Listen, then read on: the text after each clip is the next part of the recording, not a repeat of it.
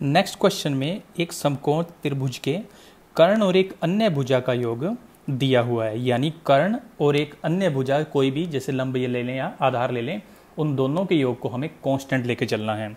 उस स्थिति में ये सिद्ध करना क्षेत्रफल वह अधिकतम होगा यदि उन दोनों भुजाओं के मध्य का कोण π/3 हो, यानी जब क्षेत्रफल अधिकतम होगा तो उन दोनों भुजाओं के बीच का कोण π/3 होगा। तो इस क्वेश्चन की शुरुआत करने के लिए हम लोग एक समकोण त्रिभुज ए बी और सी ले रहे हैं, जिसमें ये वाला कोण 90 डिग्री है और इस कोण को हमने थीटा मान लिया। अब हमें इन दोनों भुजाओं के बारे में फिलहाल बात करनी है। इन दोनों भुजाओं का योग मान लिया हमें के दिया गया है। यदि इनमें से एक भुजा x हो तो दूसरी भुजा निश्चित तौर पर k-x होगी, जिससे कि इन दोनों भुजाओं का योग कांस्टेंट यानी k रहे। और इस आधार पर पाइथागोरस प्रमेय से इसकी जो भुजा BC है उसका मान आएगा k-x का whole square minus x square का रूट। तो जो इस स्थिति में भुजा BC होगी वो हम ज्ञात करते हैं, वो बनेगी k square plus x square minus 2kx minus x square का रूट। जिसको हल करें तो BC का मान आएगा x स्क्वायर से x square cancel, k square minus 2kx का रूट, जिसको नाम देते हैं समीकरण नंबर 1। अब जो हमारे पास है समकोण त्रिभुज ABC उसका क्षेत्रफल, जिसको व्यक्त करते हैं कैपिटल A से, वो बनेगा 1/2 आधार इंटू में ऊंचाई। 1/2 आधार जो हमने AB ले रखा है वो है x और ऊंचाई जो BC है वो है k स्क्वायर माइनस 2kx का रूट, जो कि कैपिटल A का मान आ रहा है। जिसे हमें अधिकतम या न्यूनतम करना है वो है कैपिटल A, और जो कांस्टेंट है के इन दोनों के मध्य ये हमें मिल गया संबंध, जिसमें एक अज्ञात राशि x भी है, जिसके सापेक्ष हमें आगे चल के अवकलन करना होगा। इस क्वेश्चन को थोड़ा इजी करने के लिए हम लोग 2 का कर लेते हैं गुणा, जिससे हमारा नेक्स्ट स्टेप बन जाएगा 2a बराबर x इंटू में k स्क्वायर माइनस 2kx का रूट। और आसान करने के लिए हम इसका वर्क कर लेते हैं, तो 4a स्क्वायर बराबर होगा x square into k square minus 2kx। और इसको हम लोग 4a स्क्वायर को एक नया कांस्टेंट नाम देते हैं, नया मान देते हैं a1, और बाकी का गुणा कर लें तो मिल जाएगा k square x square minus 2k x की घात 3, जिसको नाम देते हैं समीकरण नंबर 2। अब जिस स्थिति में a1 अधिकतम या न्यूनतम होगा उस स्थिति में 4a स्क्वायर भी अधिकतम और न्यूनतम होगा, और उस स्थिति में a भी अधिकतम और न्यूनतम होगा। अतः हम अब इस पद का अवकलन करेंगे तो हमें a1 का अवकलन x के सापेक्ष प्राप्त होगा, k स्क्वायर कांस्टेंट और x स्क्वायर का अवकलन 2x। इसी हिसाब से 2k कांस्टेंट और x क्यूब का अवकलन बन जाएगा 3x स्क्वायर। तो यहाँ पर बनेगा टोटल 6x स्क्वायर, जिसको नाम देते हैं समीकरण 3। और इसका यदि फिर से अवकलन करें तो हमें प्राप्त होगा d2a1 अपॉन dx2, जो प्राप्त होगा 2k स्क्वायर माइनस 12kx, जिसको नाम देते हैं समीकरण नंबर 4। अब एक्सट्रीम पॉइंट्स के लिए पहले अवकलज dA1 अपॉन dx को रखेंगे 0, यानी कि 2k square x minus 6kx square बराबर 0, जिसको यदि थोड़ा हल किया जाए तो k स्क्वायर x बराबर होगा 3kx स्क्वायर, जिसमें k से k कैंसिल करें और x से x कैंसिल करें तो बन जाएगा k बराबर 3x, और इस स्थिति में x का मान प्राप्त होगा k/3। ये एक्सट्रीम पॉइंट है, और इस पर जब हम दूसरे अवकलज d स्क्वायर a1/dx स्क्वायर का मान ज्ञात करेंगे तो वह प्राप्त होगा लेस देन 0। इसका मतलब x इक्वल k/3 पर a1 या 4a स्क्वायर या a यानी क्षेत्रफल अधिकतम होगा। और इस स्थिति में समकोण त्रिभुज में भुजा ए बी का मान होगा k/3 और जो कर्ण है जो कि ए सी है उसका मान बनेगा k माइनस k/3 यानी कि 2k/3। और यदि हम इस समकोण त्रिभुज में आधार और कर्ण का अनुपात ज्ञात करें तो कोस थीटा होता है जो कि होगा ए बी बटे में ए सी। ए बी का मान k/3 और ए सी का मान 2k/3 जो कि कैंसिल होने पर बनाएगा 1/2 और थीटा का मान इस स्थिति में हो जाएगा 60 डिग्री जिसको हम लिख सकते हैं π/3। और अंत में हमें यही सिद्ध करना था कि जब क्षेत्रफल अधिकतम होगा तो दोनों भुजाओं के मध्य का कोण π/3 होगा। नेक्स्ट क्वेश्चन में हमें किसी समबाहु त्रिभुज के अंदर एक ए त्रिज्या का वृत्त बनाया गया है, तो हमें सिद्ध करना है कि उस त्रिभुज का न्यूनतम परिमाप 6√3 a होगा। और इसके लिए हम सबसे पहले एक ए त्रिज्या का वृत्त किसी समबाहु त्रिभुज के अंदर बनाते हैं जिसके शीर्ष हैं ए बी और सी और केंद्र को हम शीर्षों से मिला देते हैं। इस केंद्र को नाम देते हैं O। अब यदि हम इस केंद्र से स्पर्श बिंदुओं को मिला दें तो उन बिंदुओं को नाम देते हैं क्रमशः D, E और F। और हम जानते हैं कि ये वाला कोण 90 डिग्री होगा सभी में। और हमें क्वेश्चन में रेडियस का मान दिया गया है A। इसके साथ साथ हम ये वाला कोण यदि थीटा मान लें तो ये ऊपर वाला कोण भी थीटा, ये सभी कोण थीटा थीटा बन जाएंगे। और इस आधार पर हम लोग इस कोण को 90-2 थीटा नाम देते हैं। इस क्वेश्चन को जैसे बता रहा हूँ हमें वैसे ही हल करना पड़ेगा, इसकी भाषा में कुछ ना कुछ दिक्कत है। और इसके साथ साथ इसकी ये और ये भुजा सेम होंगी, ये दोनों भुजाएं भी सेम होंगी और इसी प्रकार ये दोनों भुजाएं भी इसकी सेम होंगी जिस पर मैंने एक जैसे चिन्ह बनाए हैं।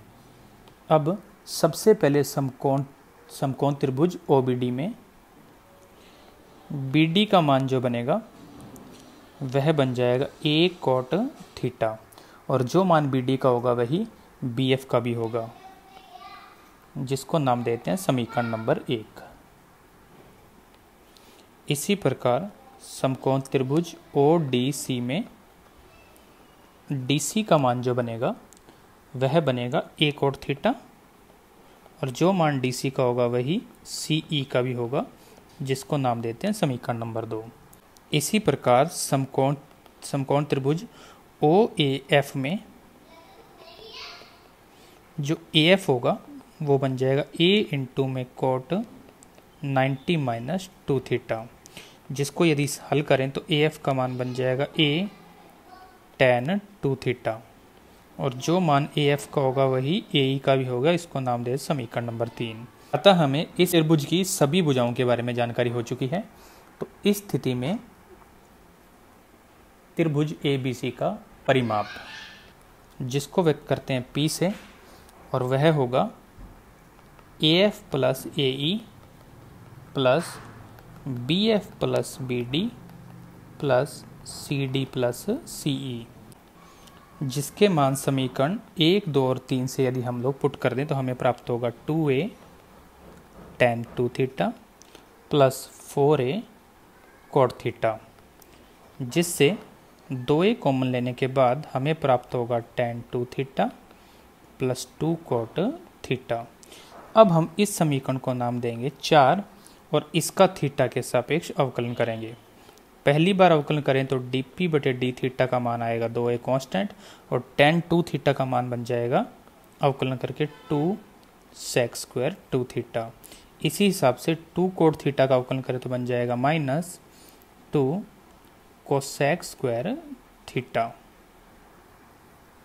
जिसमें से फिर से कॉमन आ सकता है 2, तो dp बटे d थीटा का मान बन जाएगा 4A sec square 2 theta minus cosec square theta जिसको नाम देते हैं समीकरण नंबर 5।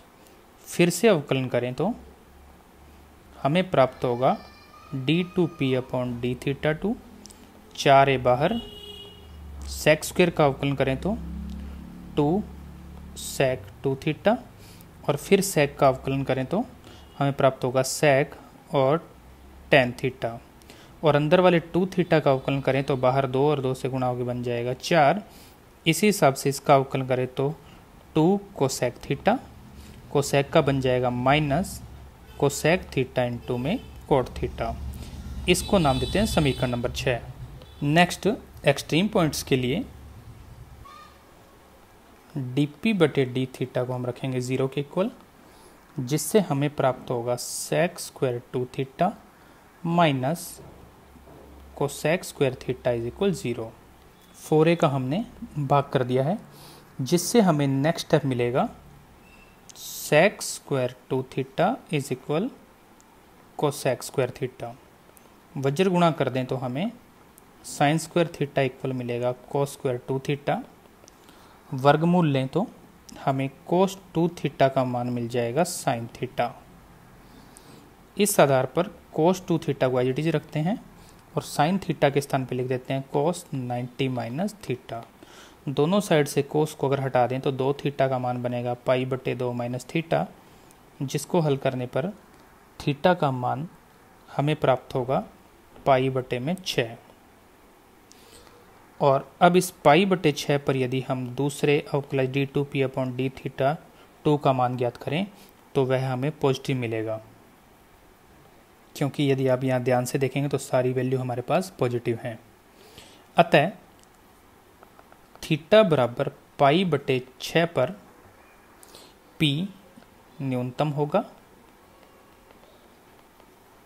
और इस स्थिति में p का न्यूनतम मान, जो कि हमने ज्ञात किया था समीकरण नंबर 4 में 2a गुणा में tan 2 थीटा प्लस में 2 कोट थीटा, इसमें थीटा के स्थान पर रख देंगे 30 डिग्री, तो 2a यहाँ पर बन जाएगा tan 60 और यहाँ पर बन जाएगा कोट 30, जिनके मान हम पहले से जानते हैं। 2a को बाहर रखेंगे, ये √3, और कोट 30 का मान भी होता है √3।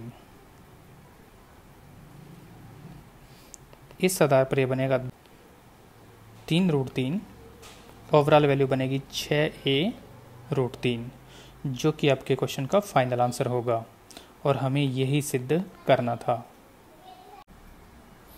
नेक्स्ट क्वेश्चन आपका, यदि दीर्घवृत्त के किसी बिंदु P पर अभिलंब खींचा जाए तो सिद्ध करना है कि दीर्घवृत्त के केंद्र से अभिलंब की अधिकतम दूरी a माइनस b होगी।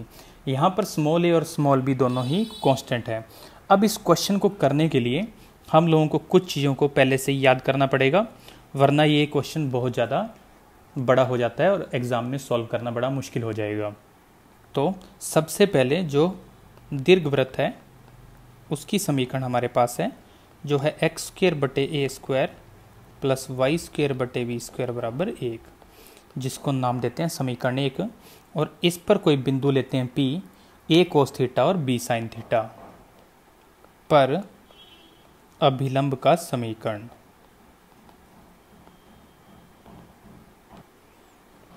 ax sec theta minus by cosec theta is equal होता है a² माइनस b², जिसको नाम देते हैं समीकरण 2। और आप इसके लिए प्रश्नमाला 8.3 के क्वेश्चन नंबर 8 के ई पार्ट की सहायता ले सकते हैं। ये ऑलमोस्ट उसी के जैसा है। तो यदि आपको अभिलंब ज्ञात करना हो तो आप उस पूरे मेथड से ज्ञात कर सकते हैं, लेकिन मैं फिर भी यही कहूँगा कि उससे क्वेश्चन बहुत ज़्यादा बड़ा हो जाएगा। तो आप यहाँ तक इतनी चीज़ों को मानकर चल लें या याद करके चल लें। और इसके बाद है दीर्घवृत्त के केंद्र से अभिलंब की दूरी। इस दीर्घवृत्त का जो केंद्र होता है वह होता है 0 0 यानी मूल बिंदु। दूरी का सूत्र जो था वो कक्षा 11 में कोई सरेखा ax plus by plus c बराबर 0 हो तो उसकी बिंदु x1 y1 से जब हम दूरी ज्ञात करते हैं तो उसका सूत्र होता है ax1 plus by1 plus c बटे में a² प्लस b² का रूट। तो यहाँ पर हम इस सूत्र का उपयोग करने वाले हैं।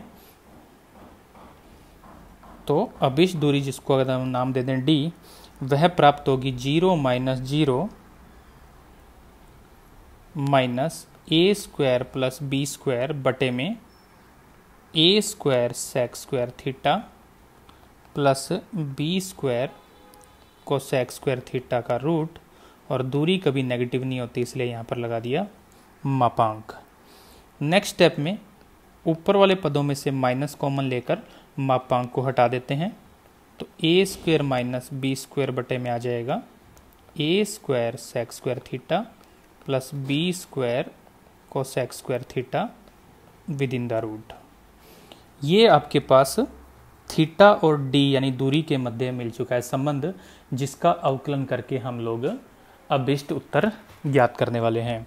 लेकिन हम इस क्वेश्चन को थोड़ा इजी करने के लिए इस ए स्क्वायर माइनस बी स्क्वायर जो कि कांस्टेंट है इसका स्मॉल डी के अंदर भाग कर देते हैं। बाकी पद बचेगा 1 बटे में A square sec square theta plus B square cosec square theta within the root. एक काम और करेंगे कि हम इसका व्युत्क्रम लेके और इसका कर देंगे वर्ग, जिससे इक्वल में प्राप्त होगा A square sec square theta plus B square cosec square theta. क्योंकि जिन बिंदुओं पर इस पद का मान अधिकतम या न्यूनतम होगा, ठीक उन्हीं बिंदुओं पर इस पद का मान विपरीत यानी कि न्यूनतम और अधिकतम होगा। और उसके बाद इस पद को एक नया नाम देते हैं कैपिटल डी, जो कि बन जाएगा A square sec square theta plus B square cosec square theta. इससे आपकी कैलकुलेशन इजी हो जाएगी। अब इस समीकरण को नाम देते हैं समीकरण नंबर 3, जिसका हम अवकलन थीटा के सापेक्ष आगे करेंगे। तो पहली बार अवकलन करते हैं डी का, तो D upon D theta is equal होगा ए स्क्वायर, और सेक स्क्वायर थीटा का अवकलन करें तो बन जाएगा 2 सेक थीटा, और सेक का अवकलन करें तो सेक इंटू में टेन थीटा। इसी हिसाब से अगले पद में B square constant, cosec square का करेंगे तो 2 कोसेक थीटा, और कोसेक का किया तो माइनस कोसेक थीटा इंटू में कोट थीटा, जिसको नाम देते हैं समीकरण नंबर 4।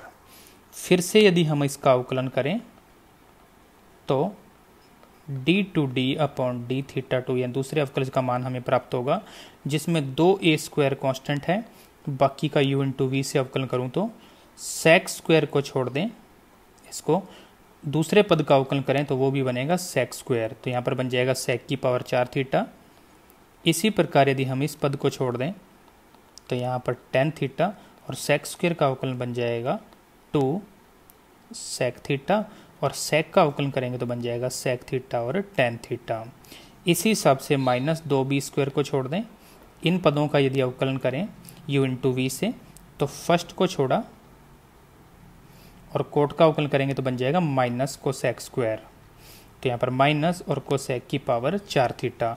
इसी हिसाब से यदि हम कोट को छोड़ दें तो कोट थीटा, और कोसेक स्क्वायर का अवकलन करें तो बन जाएगा 2 कोसेक थीटा, और सिर्फ कोसेक का अवकलन किया तो बन जाएगा माइनस कोसेक थीटा इंटू में कोट थीटा। जिसको थोड़ा सा और हल करें तो D two D upon D theta two का मान बन जाएगा, पहले वाला पद आप सेम रखिए,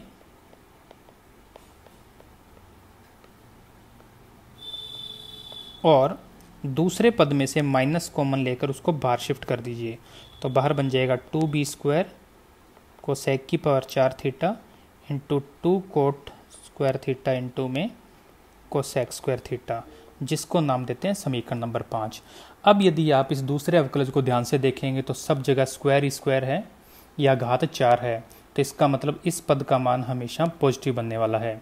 अब हम बात करते हैं एक्सट्रीम पॉइंट्स की, जिसके लिए पहले अवकलज को हम लोग 0 के इक्वल रखते हैं, जिससे ये वाला पद बन जाएगा 0, यानी कि हमें प्राप्त होगा 2a square sec square theta into tan theta is equal 2b square cosec square theta into cot square theta, जिसमें 2 से 2 को कर देते हैं कैंसिल। शेष जो बचे हुए पद हैं उनको सबको एक तरफ शिफ्ट करें और a स्क्वायर को उधर शिफ्ट कर दें, तो आप यदि ध्यान से देखेंगे तो यहाँ पर माफ़ी चाहूँगा, यहाँ पर सिर्फ कोट थीटा है। अब यदि हम सभी पदों को एक तरफ शिफ्ट करें तो हमारे पास देखिए यहाँ पर है टेन थीटा, उधर से कोट आएगा तो बन जाएगा यहाँ पर टेन स्क्वायर थीटा। यहाँ पर सेक स्क्वायर थीटा को बटे में ले जाएं तो बन जाएगा कोस स्क्वायर थीटा, और ये कोसेक स्क्वायर जब इधर शिफ्ट होगा तो हमारे को मिल जाएगा इधर आके साइन स्क्वायर थीटा, और इक्वल में बनेगा बी स्क्वायर बटे ए स्क्वायर। इस आधार पर यहाँ पर भी बन जाएगा टेन स्क्वायर थीटा, तो ओवरऑल 10 की पावर 4 थीटा का मान बनेगा बी स्क्वायर बटे ए स्क्वायर, जिससे टेन थीटा का मान बन जाएगा अंडर रूट बी बटे ए। और अब यदि हम इस बिंदु पर दूसरे अवकलज यानी d2 d upon D theta 2 का मान ज्ञात करेंगे तो पहले ही बता चुका हूँ वो निश्चित तौर पर क्या आ जाएगा, 0 से बड़ा। इसका मतलब टेन थीटा बराबर अंडर रूट बी बटे ए पर कैपिटल डी न्यूनतम होगा, और कैपिटल डी यदि न्यूनतम है तो इन्हीं बिंदुओं पर स्मॉल डी अधिकतम होगा, क्योंकि दोनों एक दूसरे के व्युत्क्रम में थे। इस स्थिति में जो अधिकतम दूरी होगी, इस स्थिति में जो ये स्मॉल डी हमने ज्ञात किया था वो था शुरू में A square minus B square बटे में A square sec square theta cosec square theta within the root. इसका मान हमें ज्ञात करना है, तो पहले इसकी थोड़ी शक्ल ठीक कर लेते हैं। यह है A square minus B square बटे में A square, sec square theta के स्थान पर मैंने लिख दिया 1 प्लस टेन स्क्वायर थीटा। इसी हिसाब से कोसेक स्क्वायर थीटा के स्थान पर मैंने लिख दिया 1 प्लस कोट स्क्वायर थीटा। ये सब विद इन द रूट है। अब ऊपर है A square minus B square, बटे वाला जो मान है उसमें ए स्क्वायर और टेन स्क्वायर थीटा का मान हमारे पास बन जाएगा बी बटे ए। इसी हिसाब से बी स्क्वायर ये 1 प्लस टेन और कोट एक दूसरे के उल्टे होते हैं तो यहाँ पर बन जाएगा ए बटे B within the root, जिसको यदि और आगे हल करें तो A square minus B square ऊपर बटे में इसका ए स्क्वायर का गुणा यदि मैं अंदर कर दूं तो यहाँ पर बनेगा ए स्क्वायर प्लस ए बी। इसी हिसाब से बी स्क्वायर का गुणा कर दें तो बन जाएगा B square plus A B within the root. ऊपर है A square minus B square जिसके गुणनखंड बनेंगे ए प्लस बी और ए माइनस बी, और नीचे ध्यान से देखें तो नीचे बन रहा है ए प्लस बी का होल स्क्वायर और विद इन द रूट, जो कि अगले पद में बनेगा ए प्लस बी इंटू ए माइनस बी, और बटे में आ जाएगा सिर्फ ए प्लस बी। इन दोनों को कैंसिल कर दूं तो न्यूनतम स्थिति में जो दूरी बन रही है, अधिकतम जो दूरी बन रही है वो है ए माइनस बी, और हमें अंत में यही सिद्ध करना था। तो ये क्वेश्चन थोड़ा सा बड़ा है, यदि आप इसके अंदर कुछ चीज़ों को याद कर लेंगे तो थोड़ा और आसान हो जाएगा। तो इस आधार पर आपकी प्रश्नमाला 8.6 पूर्ण होती है। अगले अध्याय के साथ जल्दी मुलाकात होगी। धन्यवाद।